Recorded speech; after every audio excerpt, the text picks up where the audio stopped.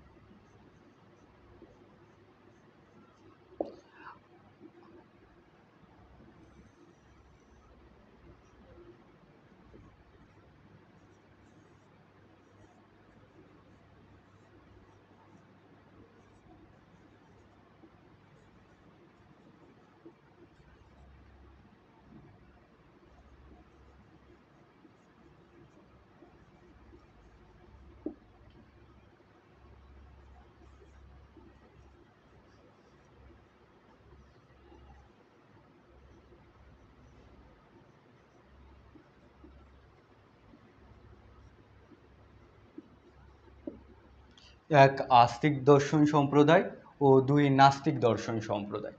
এবার তোমাদের মনে প্রশ্ন আসবে যে আস্তিক আর নাস্তিক কী? তো দেখো, আমরা সাধারণভাবে কি জানি যে যারা ঈশ্বরে বিশ্বাস করে তাদেরকে বলা হয় আস্তিক, আর যারা ঈশ্বরে বিশ্বাস করে না তাদেরকে বলা হয় নাস্তিক। কিন্তু ভারতীয় দর্শন অনুসারে কিন্তু তেমনটা নয়। ভারতীয় দর্শনে আস্তিক বলতে বোঝানো হয় যে সম্প্রদায়গুলি, যে দর্শন সম্প্রদায়গুলি বেদের প্রামাণ্য স্বীকার করে, অর্থাৎ বেদকে প্রমাণ হিসেবে মানে তাদেরকে বলা হয় আস্তিক। আর যারা বেদকে প্রমাণ হিসেবে মানে না তাদেরকে বলা হয় নাস্তিক, অর্থাৎ যারা বেদের প্রামাণ্য স্বীকার করে না তাদেরকে বলা হয় নাস্তিক। তো আমরা সাধারণভাবে যে ঈশ্বরের ভিত্তিতে যে আস্তিক নাস্তিক ভেদ করি তেমনটা কিন্তু ভারতীয় দর্শনে নয়। এটা কিন্তু ভালোভাবে মাথায় রাখবে। তো কি না, যারা বেদের প্রামাণ্য স্বীকার করে, অর্থাৎ বেদকে প্রমাণ হিসাবে স্বীকার করে তাদেরকে বলা হয় আস্তিক, আর যারা বেদের প্রামাণ্য স্বীকার করে না, বেদকে প্রমাণ হিসাবে স্বীকার করে না, তাদেরকে বলা হয় নাস্তিক। তো এই যে ভারতীয় দর্শন সম্প্রদায়গুলো আছে তাদের মধ্যে 6টি প্রসিদ্ধ আস্তিক দর্শন সম্প্রদায় আছে। সেগুলো কি কি না, সাংখ্য, যোগ, ন্যায়, বৈশেষিক, মীমাংসা এবং বেদান্ত। এরা হলো আস্তিক দর্শন সম্প্রদায়। তো দেখো, 1 নম্বরে আছে সাংখ্য,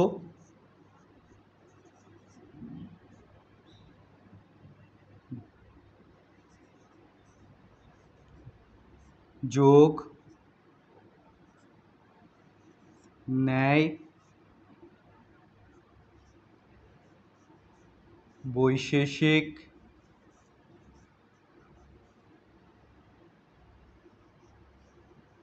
মীমাংসা এবং বেদান্ত।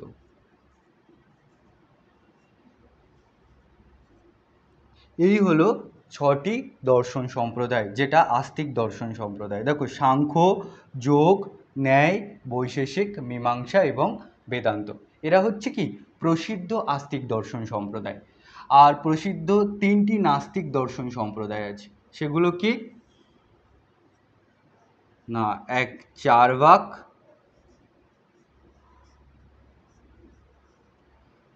বৌদ্ধ এবং জৈন। চার্বাক, বৌদ্ধ এবং জৈন। তো দেখো, এই যে আস্তিক দর্শন সম্প্রদায়গুলো আছে, প্রসিদ্ধ 6টি আস্তিক দর্শন সম্প্রদায় আছে, এরা কিন্তু আবার দুটি ভাগে বিভক্ত। কি না, এক বেদ অনুগত বা বেদ নির্ভর, দুই হচ্ছে বেদ ও স্বতন্ত্র। এবার বেদ অনুগত কি আর বেদ ও স্বতন্ত্র কি সেটা আমরা জানব। তো দেখো, এই যে সাংখ্য, যোগ, ন্যায়, বৈশেষিক, এই যে 4টে দর্শন সম্প্রদায়, এরা কি এরা বেদকে প্রমাণ হিসাবে স্বীকার করেছেন, কিন্তু বেদ স্বতন্ত্রভাবে, অর্থাৎ বেদ থেকে স্বতন্ত্রভাবে কিছু তত্ত্ব প্রতিষ্ঠা করেছেন। তাই এদেরকে বলা হয় বেদ ও স্বতন্ত্র দর্শন সম্প্রদায়।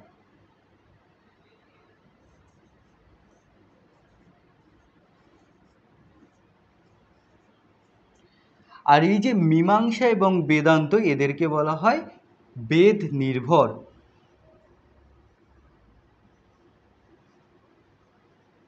বা বেদ অনুগত।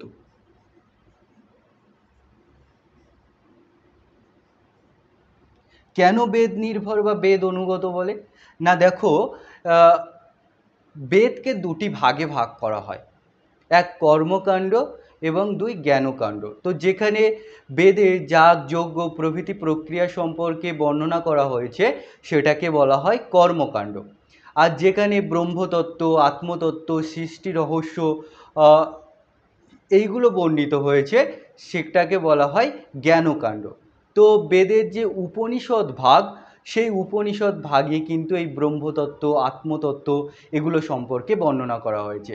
এবং বেদের যে ব্রাহ্মণ অংশ সেখানে কিন্তু এই কর্মকাণ্ড বা যাগযজ্ঞ সম্পর্কে বর্ণনা করা হয়েছে। তো এই কর্মকাণ্ড বা ব্রাহ্মণ অংশকে ভিত্তি করেই কিন্তু এই যে মীমাংসা দর্শন এটা কিন্তু গড়ে উঠেছে। আর এই যে বেদান্ত এটা হচ্ছে বেদের যে জ্ঞানকাণ্ড অর্থাৎ উপনিষদগুলো সেগুলোকে ভিত্তি করে গড়ে উঠেছে। তাই এই দুটো দর্শন সম্প্রদায়কে কি বলা হয় না বেদ অনুগত বা বেদ নির্ভর দর্শন সম্প্রদায়। তাহলে বোঝা গেল যে কেন বেদ অনুগত, কেন বেদ নির্ভর বলছে, না এরা সম্পূর্ণ বেদকে নির্ভর করে গড়ে উঠেছে।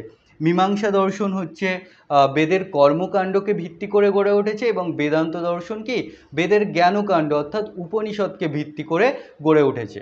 তাই এদেরকে বলা হয় বেদ অনুগত বা বেদ নির্ভর দর্শন সম্প্রদায়। আরেকটা জিনিস তোমাদেরকে এখানে জানতে হবে, এই যে মীমাংসা দর্শন, এই মীমাংসা দর্শনের অপর নাম হচ্ছে পূর্ব মীমাংসা দর্শন। আর এই যে বেদান্ত দর্শন, এই বেদান্ত দর্শনের অপর নাম হচ্ছে উত্তর মীমাংসা দর্শন। ঠিক আছে? তো এই মীমাংসা দর্শনের অপর নাম পূর্ব মীমাংসা এবং বেদান্ত দর্শনের অপর নাম উত্তর মীমাংসা। এইবার দেখো আরেকটা জিনিস আমরা এখানে দেখব, এই যে সাংখ্য এবং যোগ দর্শন, ন্যায় এবং বৈশেষিক দর্শন এবং মীমাংসা বেদান্ত দর্শন, এই যে সাংখ্য এবং যোগ দর্শন এদের তত্ত্বগত কিছু মিল আছে। তাই এই দুটোকে কি বলা হয় সমানতন্ত্র।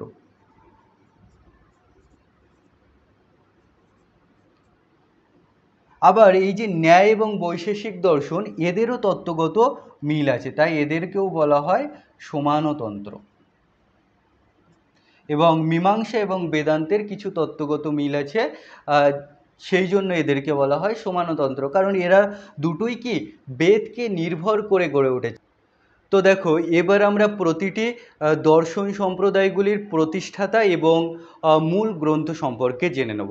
তো দেখো প্রথমে হচ্ছে আমরা আস্তিক দর্শন সম্প্রদায়গুলো সম্পর্কে জানব।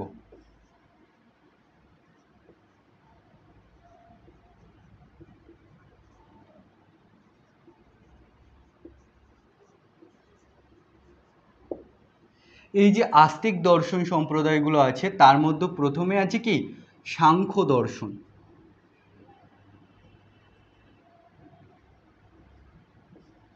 এই সাংখ্য দর্শনের প্রতিষ্ঠাতা হলেন মহর্ষি কপিল।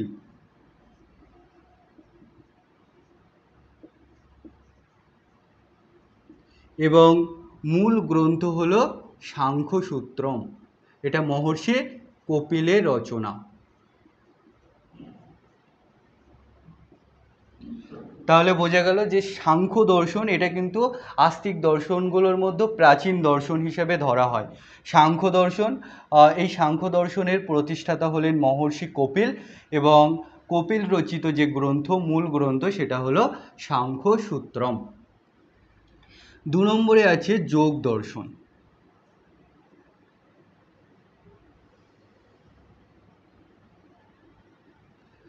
যোগ দর্শনের প্রতিষ্ঠাতা হলেন মহর্ষি পতঞ্জলি।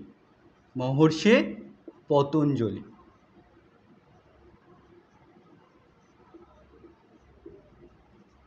পতঞ্জলি রচিত যে গ্রন্থ সেটা হলো যোগসূত্রম।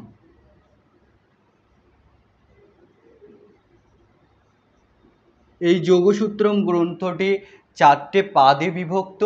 এক হচ্ছে সমাধিপাদ, 2 সাধনপদ, 3 হচ্ছে বিভূতিপাদ, আর 4 হচ্ছে কৈবল্যপাদ।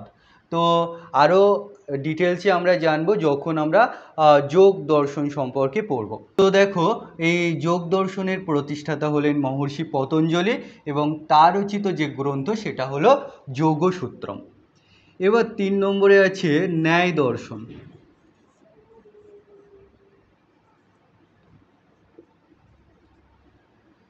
ন্যায় দর্শনের প্রতিষ্ঠাতা হলেন মহর্ষি গৌতম। কে? মহর্ষি গৌতম। ন্যায় দর্শনের প্রতিষ্ঠাতা। ন্যায় দর্শনের যে প্রধান গ্রন্থ সেটা হলো ন্যায়সূত্রম।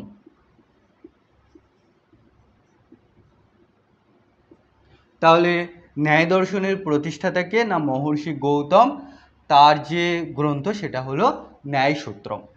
এবার 4 নম্বরে আছে বৈশেষিক দর্শন।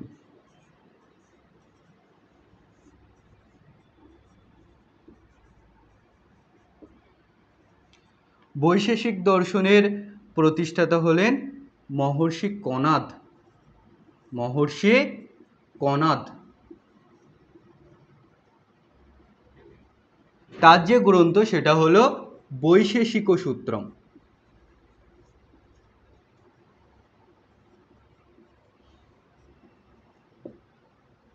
কনাদ রচিত যে গ্রন্থ সেটা হলো বৈশেষিক সূত্রম। তো দেখো, এই যে মহর্ষি কনাদ, এই মহর্ষি কনাদের আরেক নাম কিন্তু উলুক। কি না? উলুক। তাই এই যে বৈশেষিক দর্শন, সেই বৈশেষিক দর্শনের আরেক নাম হলো ঔলুক্য দর্শন। ঔলুক্য দর্শন। এটা কিন্তু মাথায় রাখবে যে বৈশেষিক দর্শনের যে প্রতিষ্ঠাতা কনাদ, মহর্ষি কনাদ, তার আরেক নাম উলুক। তাই এই বৈশেষিক দর্শনের অপর নাম ঔলুক্য দর্শন। 5 নম্বরে আছে মীমাংসা দর্শন। এই মীমাংসা দর্শনের অপর নাম কি বললাম? না পূর্ব মীমাংসা দর্শন। মনে থাকবে, পূর্ব মীমাংসা দর্শন। এর প্রতিষ্ঠাতা হলেন মহর্ষি জৈমিনী।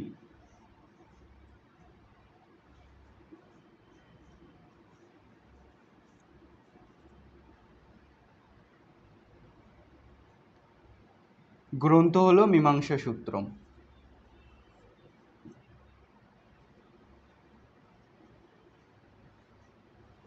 বা জৈমিনী সূত্রম।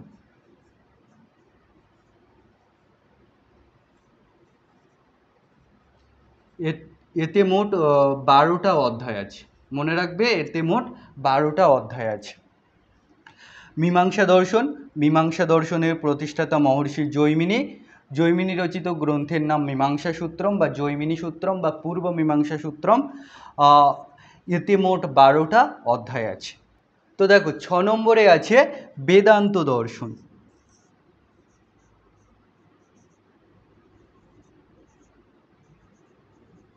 এই বেদান্ত দর্শনের অপর নাম কি বলেছিলাম? না উত্তর মীমাংসা দর্শন।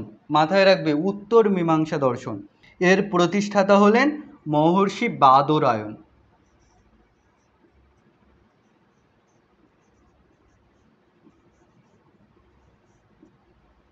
মহর্ষি বাদরায়ণ। এই মহর্ষি বাদরায়ণ কিন্তু আর কেউ নয়, মহর্ষি কৃষ্ণ দ্বৈপায়ন বেদব্যাস, যিনি মহাভারত রচনা করেছিলেন।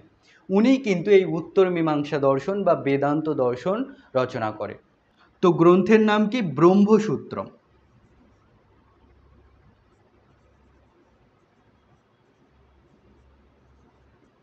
এই যে ব্রহ্মসূত্রম, এর কিন্তু আরেকটা নাম আছে। কি না? শারীরক সূত্রম। শারীরক সূত্রম। এই যে ব্রহ্মসূত্রম বা শারীরক সূত্রম গ্রন্থ, এতে মোট 555টা সূত্র আছে এবং এটি 4টি অধ্যায়ে বিভক্ত। 1 সমন্বয় অধ্যায়, 2 অবিরোধ অধ্যায়, 3 সাধন অধ্যায় এবং 4 ফল অধ্যায়। এগুলো আমরা ডিটেলসে জানবো যখন আমরা বেদান্ত দর্শন সম্পর্কে পড়ব তখন। ঠিক আছে, সেই ভিডিওতে আমরা ডিটেলসে এই বিষয়ে জানব। আমরা আস্তিক দর্শন সম্প্রদায়গুলো সম্পর্কে জানলাম, এবার আমরা নাস্তিক দর্শন সম্প্রদায়গুলোর প্রতিষ্ঠাতা এবং মূল গ্রন্থ সম্পর্কে জেনে নেব। তো দেখো, নাস্তিক দর্শন সম্প্রদায়।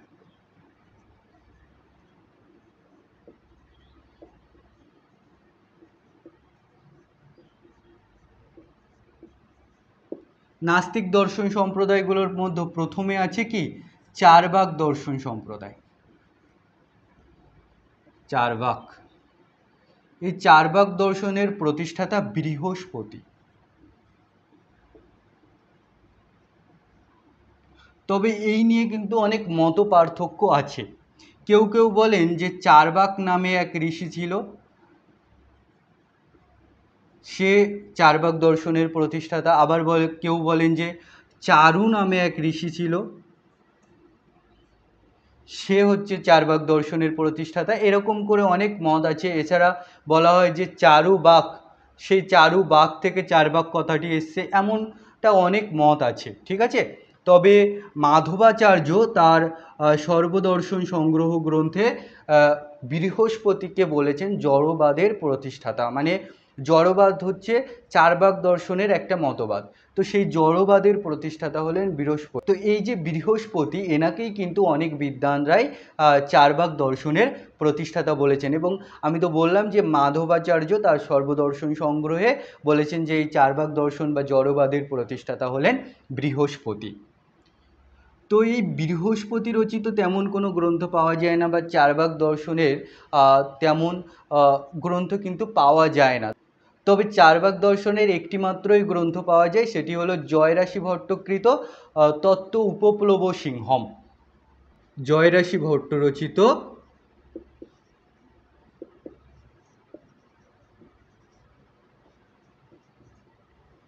তত্ত্ব উপপ্লব সিংহম। তত্ত্ব উপপ্লব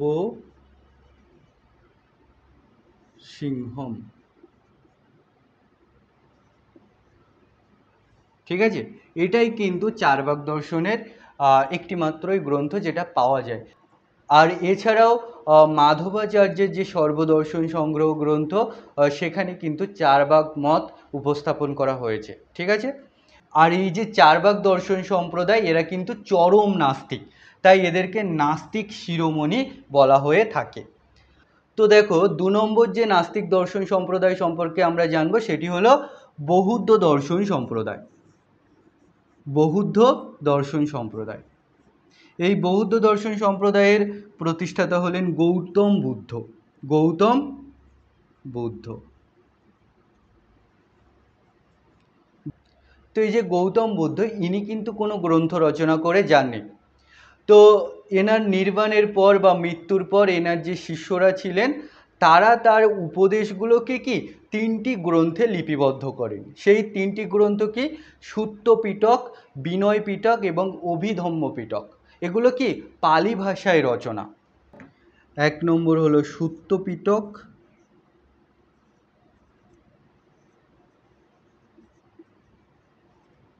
2 নম্বর বিনয় পিটক,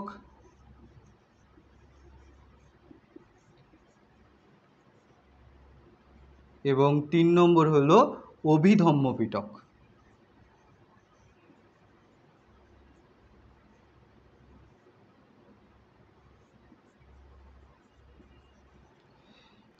তো এগুলোর পালি ভাষায় এমনটা নাম, সংস্কৃতে হলে সূত্র পিটক, বিনয় পিটক এবং অভিধর্ম পিটক। তো এই যে 3টে গ্রন্থ, এর 3টে গ্রন্থকে একত্রে বলা হয় ত্রিপিটক। ত্রিপিটক। তো এটাই কিন্তু বৌদ্ধ ধর্ম এবং বৌদ্ধ দর্শনের মূল গ্রন্থ। 3 নম্বর আমরা যে নাস্তিক দর্শন সম্প্রদায় সম্পর্কে জানবো, সেটা হলো জৈন নাস্তিক দর্শন সম্প্রদায়। জৈন সম্প্রদায়, এই জৈন সম্প্রদায়ে কিন্তু 24 জন তীর্থঙ্কর ছিলেন। প্রথম তীর্থঙ্করকে ঋষভদেব। ঋষভদেব।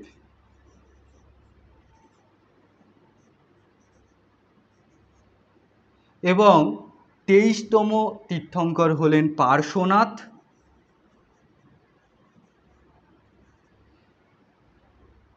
এবং 24তম তীর্থঙ্কর হলেন মহাবীর বর্ধমান। প্রথম, 23তম আর 24তম মহাবীর বর্ধমান। তো এনাকেই হচ্ছে জৈন দর্শনের প্রতিষ্ঠাতা মানা হলেও ইনি কিন্তু প্রকৃতপক্ষে জৈন দর্শনের প্রতিষ্ঠাতা নন। ইনি ঋষভদেব থেকে শুরু করে পার্শ্বনাথ পর্যন্ত যে 23 জন তীর্থঙ্কর ছিলেন তাদের যে উপদেশ বা তারা যেটা বলে গিয়েছিলেন তার সংস্কার সাধন করেছিলেন কিন্তু এই মহাবীর বর্ধমান 24তম তীর্থঙ্কর। তো ইনি হচ্ছেন জৈন দর্শনের সংস্কারক বলা যেতে পারে বা পরিবর্ধক। কিন্তু এই 24 জন তীর্থঙ্করই কিন্তু জৈন দর্শনের প্রবর্তক। ঠিক আছে, তো এই মহাবীর বর্ধমান রচিত কিন্তু তেমন কোনো গ্রন্থ নেই। তার মৃত্যুর পর তার উপদেশগুলো লিপিবদ্ধ করা হয় অনুশাসন আকারে, জৈন অনুশাসন, এবং সেখানে মোট 81টি গ্রন্থ আছে। তবে সেই অনুশাসন গ্রন্থগুলোকে বাদ দিয়ে জৈন দর্শনের যে প্রাচীন গ্রন্থ আমরা পাই সেটা খ্রিস্টীয় 3য় শতকের উমাস্বাতীর লেখা তত্ত্বার্থ অধিগম সূত্র।